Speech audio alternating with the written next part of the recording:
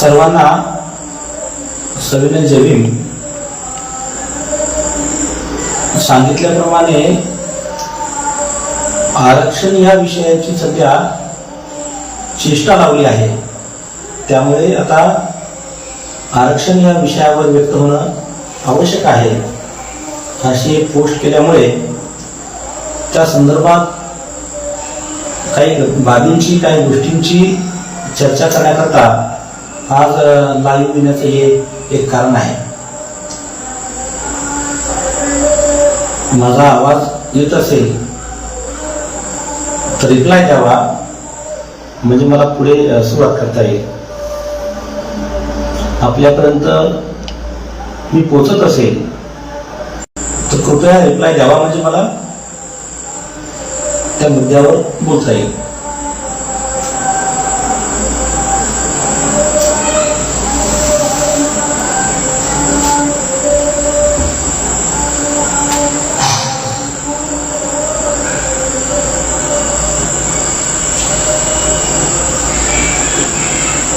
राज्यामध्ये जे वेगवेगळी आंदोलनं चालू आहेत आणि आरक्षणाच्या संदर्भामध्ये ज्या मागण्या चालू आहेत, जे वाद, जे प्रतिवाद, जे काही दावे प्रतिदावे केले जात आहेत, एकमेकांचा विरोध, एकमेकांचं समर्थन, अगदी हाणामाऱ्या भांडणापर्यंत हे प्रकरण पोहोचत आहे.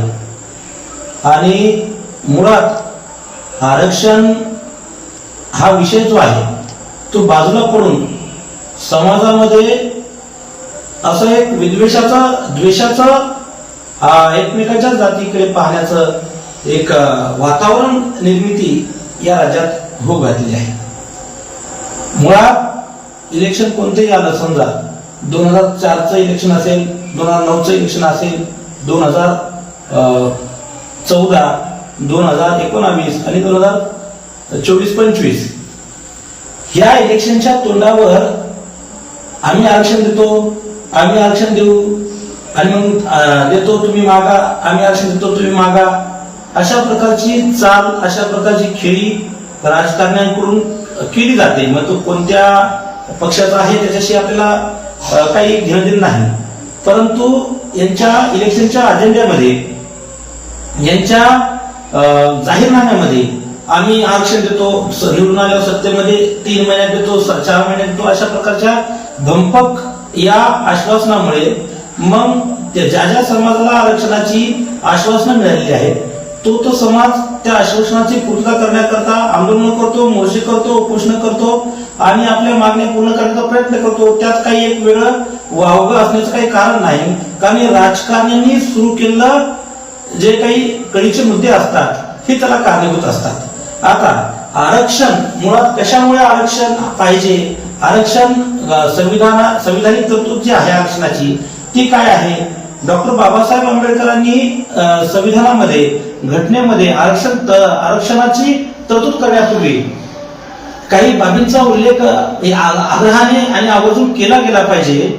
ज्या वेळेस घटना समितीची एक मीटिंग त्या ठिकाणी 13/12/46 ला म्हणजे 13 डिसेंबर 1946 ला संपन्न झाली. त्याच्यामध्ये एक ठराव घेण्यात आला आणि तो ठराव म्हणजे काय होता की रिझॉल्युशन जे होतं ते regarding the AIIMS and objectives of the constitution, म्हणजे घटनेची जे काही हे आहे घटनेची उद्दिष्ट आणि त्याची ऑब्जेक्टिव्ह या संदर्भातलं जे ठराव त्या ठिकाणी मंजूर करण्यात आला. आणि त्याच्यामध्ये एक असा ठराव होता की जे म्हणजे संसाधन safeguard shall be provided to the weaker society of the weaker section of the society, म्हणजे adequate safeguard shall be provided, shall be म्हणजे पुरवलेच पाहिजे, विल बी नाही, पुरवू देऊ अशातला भाग नाही की adequate safeguard shall be provided to the weaker section of the society, म्हणजे समाजातल्या दुर्बल घटकांना सक्षम बनवण्याच्या करता जी काही पुरेशी संसाधनं आहेत, पुरेशा व्यवस्था आहेत त्या सरकारनं पुरवल्या पाहिजेत.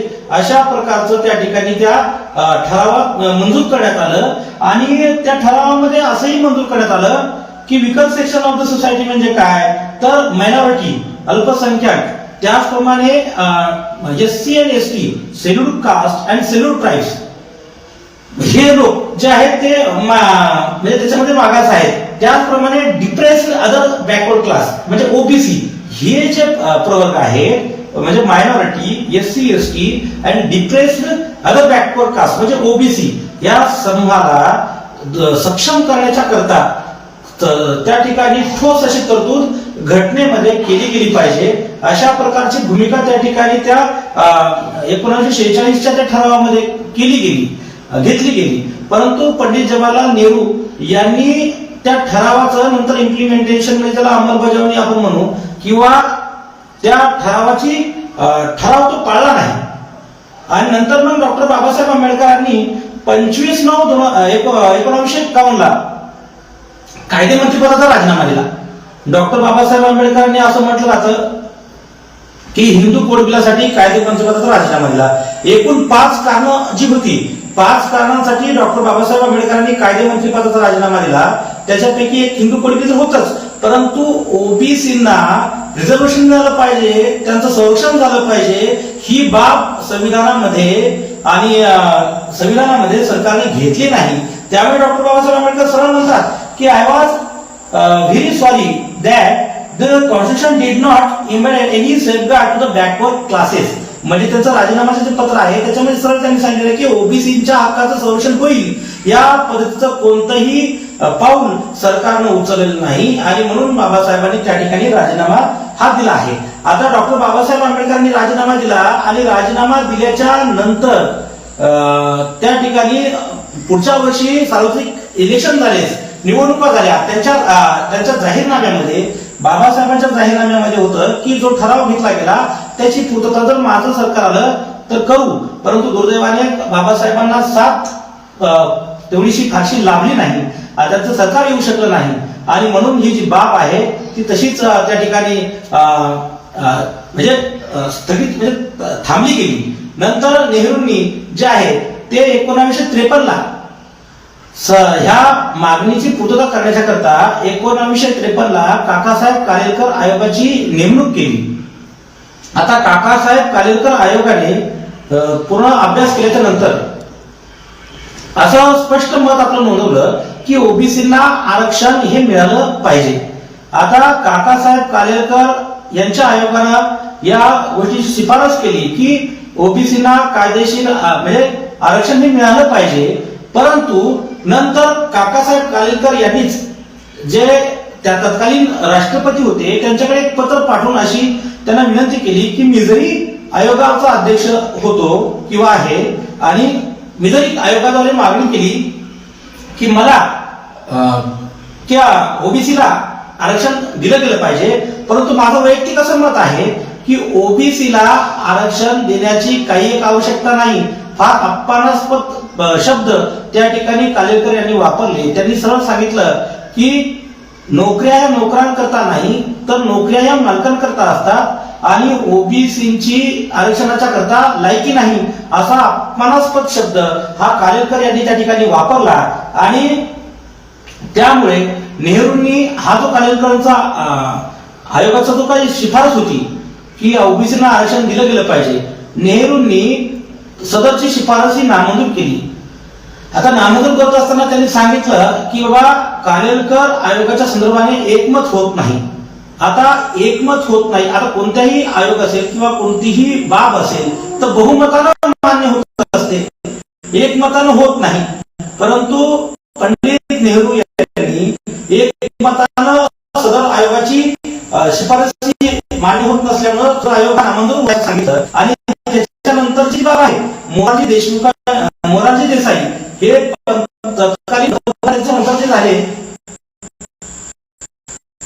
त्याच्या वेळेस सुद्धा ही मागणी लावली गेली.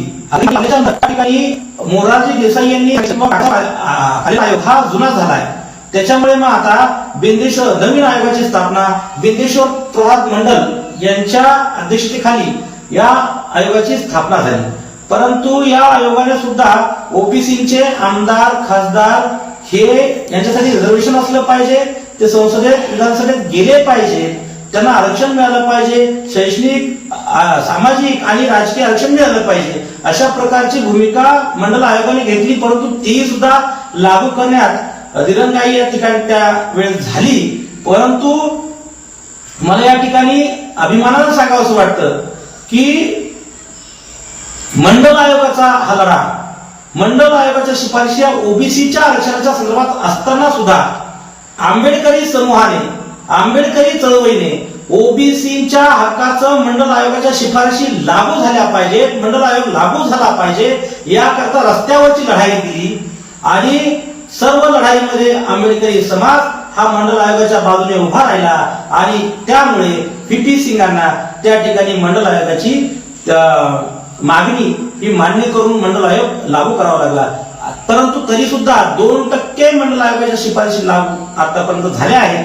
असं थोडक्यात मला असं म्हणायचं आहे की वाटतं असं की 98% शिफारशी मंडल आयोगाच्याच लागू होण्याच्या अजून शिल्लक आहेत. अशा प्रकारचा एक इतिहास पार्श्वभूमी या ओबीसी च्या संदर्भाने असताना आताची परिस्थिती काय म्हणते की गुर्जर समाजाचं आंदोलन असेल, पटेल समाजाचं आंदोलन असेल, त्या ठिकाणी वेगवेगळे समूहाचे आंदोलन या ठिकाणी आपण बघत आहोत. महाराष्ट्रामध्ये मराठा समाजाचं आंदोलन असेल, या पद्धतीनं मराठा समाज किंवा पटेल समाज, गुर्जर समाज किंवा हे जे प्रत्येक राज्यामध्ये आपली आपली ताकद, आपलं आपलं वर्चस्व असलेले जे समाज आहेत यांची अशी मागणी आहे की आमच्यात सुद्धा गरीब त्या ठिकाणी आहेत.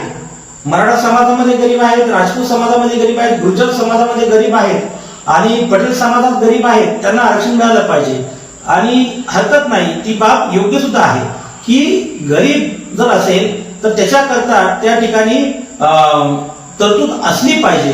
परंतु article 46 of the Indian constitution 46वा जे कलम आहे ते 46वा कलम असं नमूद करतं, असं त्या ठिकाणी प्रावधान त्या घटनेमध्ये देतं की गरिबांच्या संरक्षणासाठी, त्यांच्या न्याय हक्कासाठी सरकारनं तरतुदी केल्या पाहिजेत. आणि त्याच्यामुळे त्या ठिकाणी आर्टिकल 46 हे भारतीय राज्यघटनेमध्ये बाबासाहेबांना अंतर्भूत केलेलं आहे. आता मुळात गरीब आहे आणि म्हणून आरक्षण मिळालं पाहिजे आणि संविधानिक जी आरक्षणाची तरतूद आहे यात गफलत आणि गल्लत होण्याचं काम या ठिकाणावर सुरू होतं. डॉक्टर बाबासाहेब आंबेडकरांनी ज्या वेळेस संविधानामध्ये आरक्षणाची तरतूद केली त्यावेळेस दोन गोष्टी त्या ठिकाणी महत्वाच्या मानल्या. आणि महत्वाच्या मानल्या त्या कोणत्या होत्या की आरक्षण कुणाला मिळालं पाहिजे. त्यातली पहिली गोष्ट अशी आहे की the society or the class किंवा एखादा वर्ग ऍडिक्वेट रिप्रेझेंटेटिव्ह प्रतिनिधित्व त्याला मिळालेलं नसेल, पुरेसं प्रतिनिधित्व त्याला मिळालेलं नसेल, कोणत्याही सामाजिक, आर्थिक, राजकीय गोष्टीमध्ये पुरेसं प्रतिनिधित्व न मिळाल्यामुळे तो जो मागास असेल तर त्याला प्रतिनिधित्व मिळालं पाहिजे, संधी मिळाली पाहिजे, याच्याकरता हे आरक्षण देण्यात यावं असं डॉक्टर बाबासाहेब आंबेडकरांचं म्हणणं होतं. त्या ठिकाणी गरिबी हटावचा कार्यक्रम डॉक्टर बाबासाहेब आंबेडकरांचा त्या आरक्षणाच्या मागील नव्हता.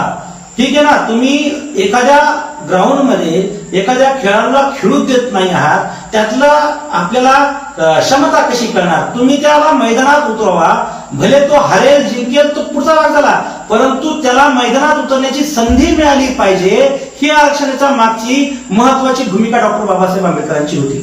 त्याचप्रमाणे दुसरी भूमिका अशी आहे की the person who is belonging to SC, ST and minority त्यांना आरक्षण मिळालं पाहिजे. अँड डिप्रेस्ड क्लास SEBC म्हणजे सोशली आणि इकॉनॉमिकली बॅकवर्ड क्लास, सामाजिक आणि आर्थिक, सामाजिक आणि एज्युकेशनली शैक्षणिकदृष्ट्या मागास असलेल्या समूहाला आरक्षण मिळालं पाहिजे, अशी एक डॉक्टर बाबासाहेब आंबेडकरांची भूमिका त्याच्यामध्ये आपल्याला दिसून येते. परंतु या आरक्षणाचं मी जसं म्हणलं त्याप्रमाणे केवळ आणि केवळ चेष्टा लावण्यात आलेली आहे. आता काय चाललंय की मराठा समाजाची जी मागणी आहे की आम्हाला ओबीसी मध्ये आरक्षण मिळालं पाहिजे, हरकत नाही. तर आज आपण या महाराष्ट्रामध्ये बघत आलेलो आहोत, वेगवेगळी आंदोलन आहेत की सरकारने कुणबी समाजाचं जे काही आता जरांगे पाटलाचं जे आंदोलन होतं त्या माध्यमातून काही जी आर काढले जी आर मध्ये असं नमूद आहे की कुणबी मराठा, मराठा कुणबी आणि मराठा यांचे जर नोंदी आढळल्या समजा त्या संदर्भाने त्यांना त्या ठिकाणी आरक्षणाची तरतूद आहे, परंतु आपण एक गोलमेज परिषद या ठिकाणी मराठा सेवा संघानं आयोजित केली गेली आणि आंदोलनाचं, या आरक्षण आंदोलनाचं सगळं सार त्या ठिकाणी घेतला गेला. त्या परिषदेत अशा काही गोष्टी ज्या मला समजल्या त्या अशा आहेत की जवळपास फक्त 8,000 नोंदी ह्याच व्हॅलिड झालेल्या आहेत आणि बऱ्याचशा नोंदी ज्या आहेत त्या व्हॅलिडच्या प्रतीक्षेत आहेत. आणि जर खरंच कुणबी कुणी असेल तर त्याला आरक्षण दिलं गेलं पाहिजे, ते तर ऑलरेडी होतच आणि त्याच्यामध्ये ते असलंच पाहिजे, त्यात काही एक दुमत नाही.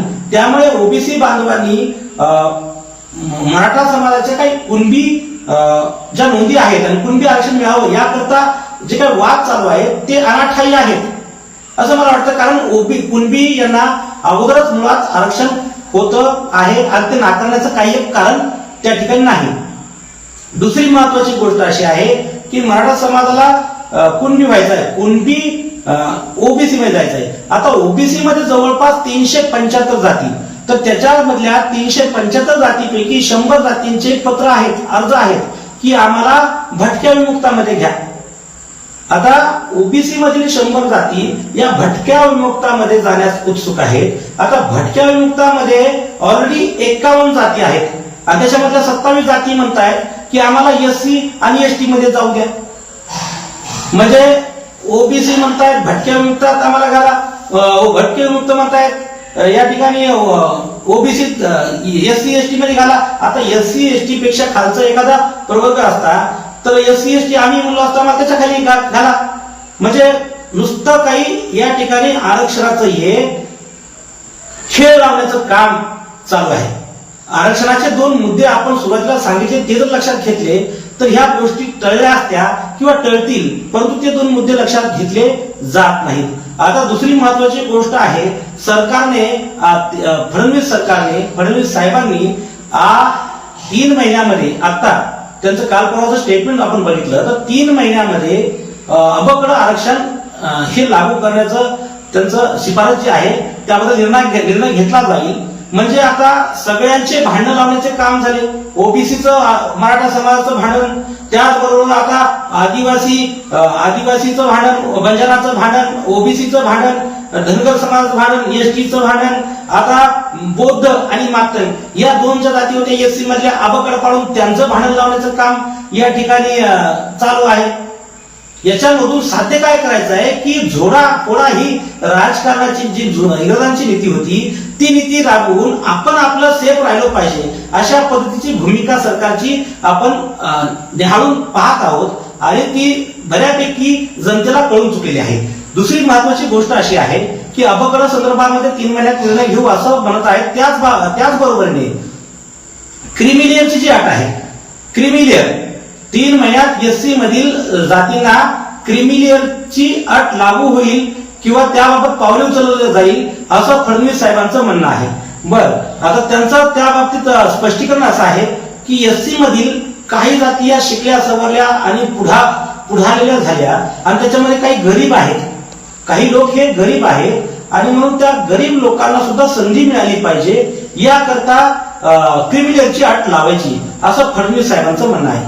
आता याला सुद्धा आमचा एका अर्थाने आमचं असं म्हणणं आहे, ठीक आहे तुम्ही एससी मधील प्रवर्गाला क्रिमिलेअरची अट लावत आहात, हरकत नाही. तुम्ही एससी ला क्रिमिलेअरची अट लावत असताना एससी मधील गरिबांचा तुम्हाला कळवळा येतोय, त्यांची कीव येते किंवा त्यांच्याबद्दल तुम्हाला सहानुभूती वाटते, हरकत नाही. परंतु एससी मधील गरिबांचीच कळवळा तुम्हाला काय यावा, ओपन मधील गरिबांचा सुद्धा तुम्हाला कळवळा आला पाहिजे आणि ओपन मध्ये सुद्धा क्रिमिलेअरची अट आपण लावण्याची भूमिका घ्याल का हा माझा या ठिकाणी सवाल आहे.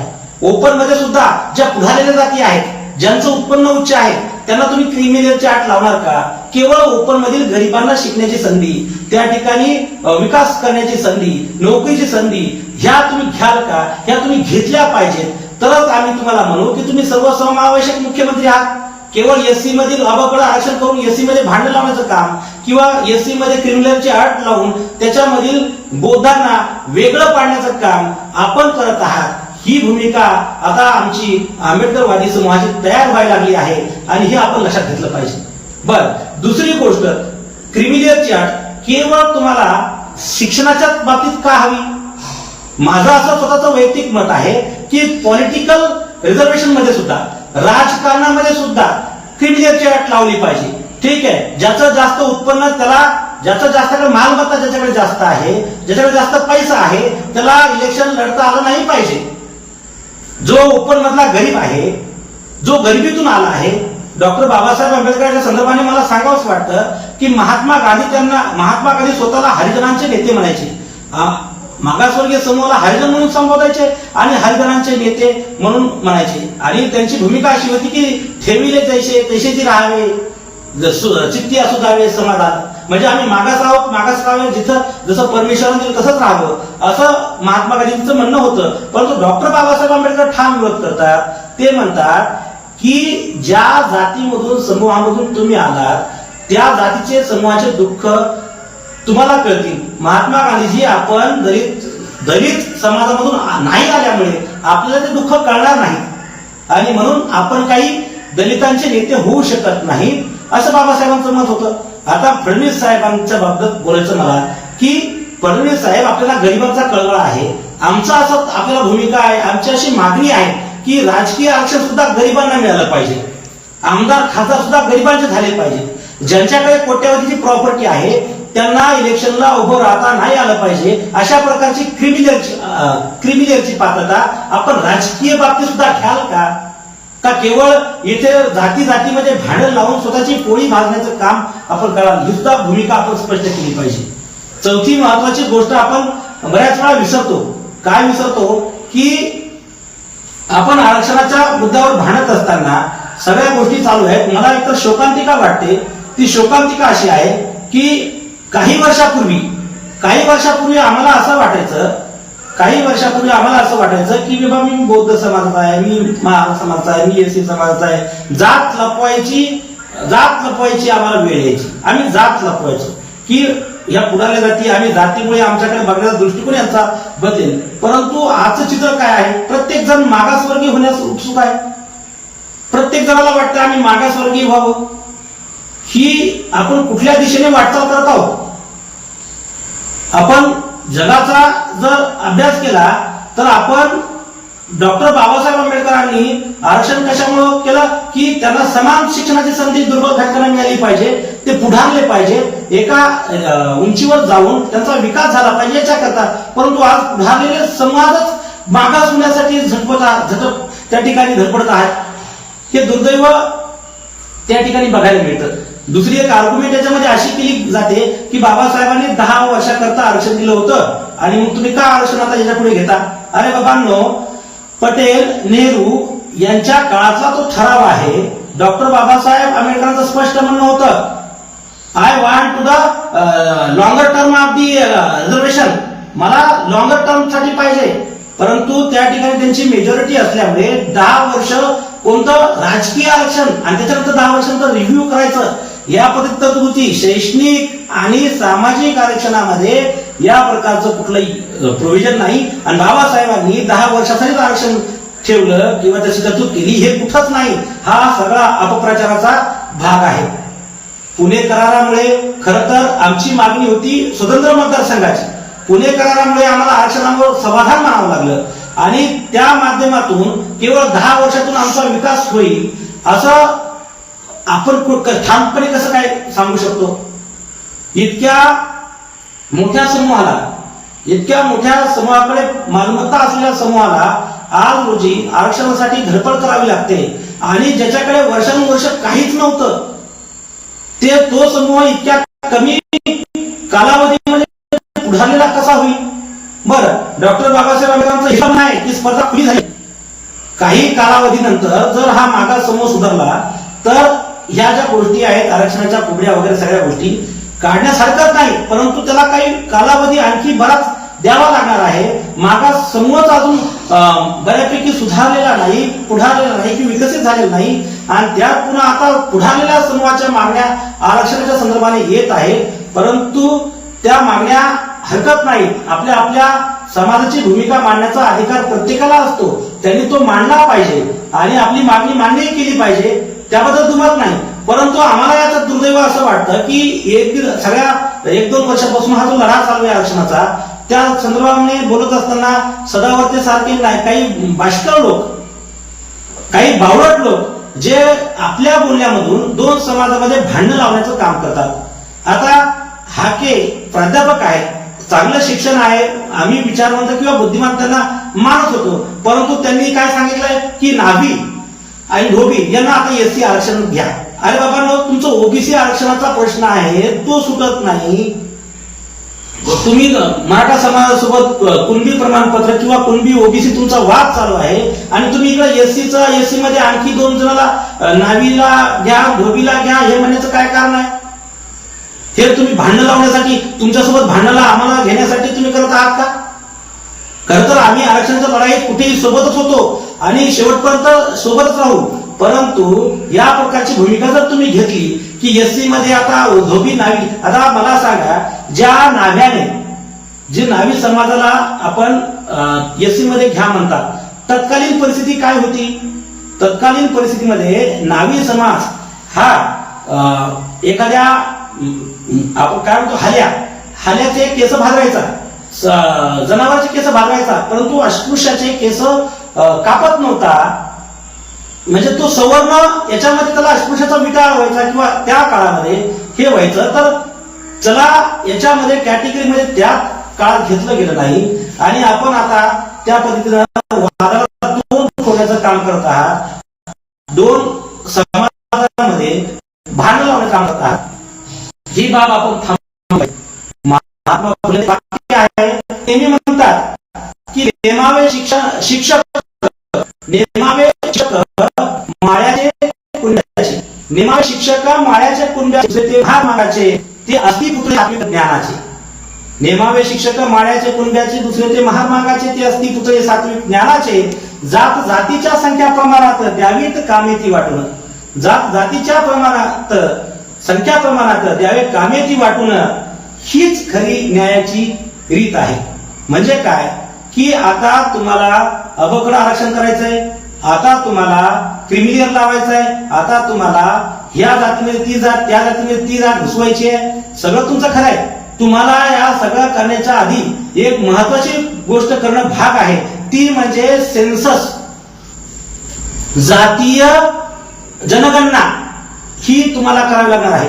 डॉक्टर बाबासाहेब आंबेडकर सुद्धा आपल्या भूमिकेत हुबेर शुद्राज याच्यामध्ये त्यांनी नमूद केलं आहे की ओबीसी असेल, एससी एसटी मागास समूह कोणताही असेल, यांच्या अडचणी, यांच्या समस्या, यांच्या प्रश्नाची सोडवणूक करण्याच्या करता त्यांच्या जातीची गणना झाली पाहिजे, त्यांचं सेन्सस झालं पाहिजे, त्यांची जनगणना झाली पाहिजे, यांची संख्या किती आहे, मग यांच्या समाधान कसं होणार आहे, यांना साधनं किती मिळाली गेली पाहिजे, या गोष्टी महत्वाच्या आहेत. तुम्ही जनगणनेच्या प्रश्नापासून, जनगणनेच्या मागणीपासून लांब पळता आणि या ठिकाणी अबकड, त्याचप्रमाणे क्रिमिलियर ह्या गोष्टी तुम्ही करत आहात. ह्या अत्यंत धांगांत खोट्या आणि चुकीच्या आहेत. तुम्ही असं समजत असाल की ठीक आहे, भांडण लावून आम्ही आमचं सत्ता उपभोगू, परंतु नेपाळमध्ये जे जनरेशन झेड जे आंदोलन झालं, जेएनजी, हे आंदोलन कशामुळे झालं, काय झालं हे आपण बघत आहात.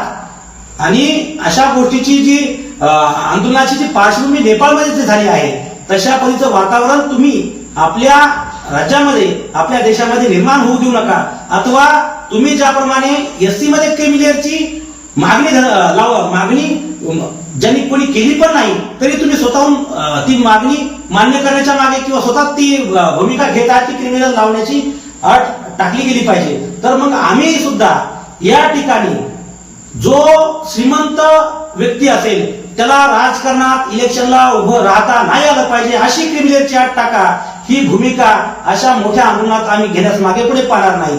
आणि त्यावेळेस मग नुकसान कुणाचं होईल याची खबरदारी आपल्याला तुम्ही जाणीव ठेवली पाहिजे. हेच या माध्यमातून आपल्याला सांगायचं होतं की जे काही गोष्टी आहेत आरक्षणाच्या, काही घटनादत्त आरक्षण आहेत, एससी एसटी, आता जे काही आरक्षणाचं जीआर निघालेलं आहे, जीआर काढताना त्या ठिकाणी कॅबिनेटमध्ये त्याची चर्चा नाही किंवा काय नाही, असे जी आर काढून समाजाला खुश करायचं, परंतु त्याचा मजबूत त्या ठिकाणी समाधान करायचं नाही आणि त्याचं कायमस्वरूपी समाधान करायचं नाही आणि आरक्षणाचा मुद्दा झुलवत ठेवायचा, या भूमिका आपण थांबवल्या पाहिजे. नाहीतर हा सगळा समाज जो वेगवेगळ्या जाती 18 पगड जातीमध्ये विखुरलेला समाज हा एक दिवस तुमच्या विरोधात उभा राहिल्याशिवाय राहणार नाही, हे आपण या ठिकाणी लक्षात घेतलं पाहिजे. आणि दुसरी एक गोष्ट याच्यामध्ये अशी आहे की हे जे आरक्षणाच्या सगळ्या गोष्टी चालू आहेत की याच्यामध्ये त्याला हे सगळं भांडण लावण्याचे जे कारण आहे, त्याच्यातून भविष्यामध्ये एक मागणी पुढे येण्याची शक्यता आहे. ती मागणी म्हणजे कुणालाच आरक्षण नको आणि आरक्षण संपवणे. या सगळ्या वादाच्या माग ती तुमचं षडयंत्र आम्हाला जाणवत आहे की शेवटी सगळ्यांनी मिळून आरक्षणच नको अशा पद्धतीनं भूमिका एका दिवशी भविष्यात तयार व्हावी, याकरता वाद लावण्याचं काम आपल्याकडून होत आहे. हे सुद्धा समाज पाहत आहे. परंतु प्रत्येक वेळेस संयमाला, शांततेला एक मर्यादा असते, एक अंत असतो आणि तो अंत आपण पाहू नये, हीच या माध्यमातून